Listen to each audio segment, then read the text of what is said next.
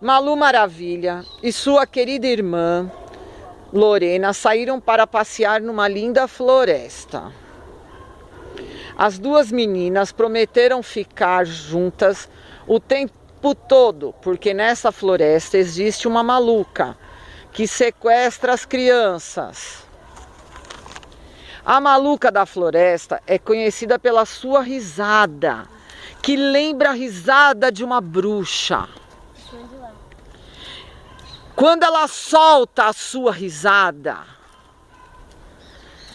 o chão estremece e todas as crianças gritam de medo. Vai andando.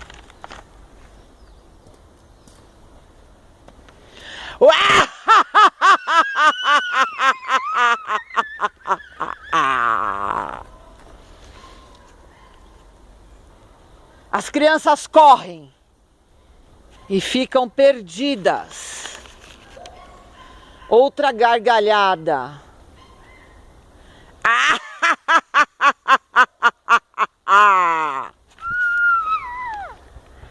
Malu sai para as pedras para procurar sua irmã no mato. Onde é que será que ela está? Eu vou procurar ela aqui atrás dessas árvores. Onde é que será que ela está? Ai, Lorena, que bom, te achei. Malu consegue encontrar sua irmã. E como que ela é? Ela tem um cabelo todo enrolado, tem 2 laços. E o que ela fez com você? Ela quase me pegou. Mas você fugiu, não fugiu? Fugi. Então tá. Vamos continuar.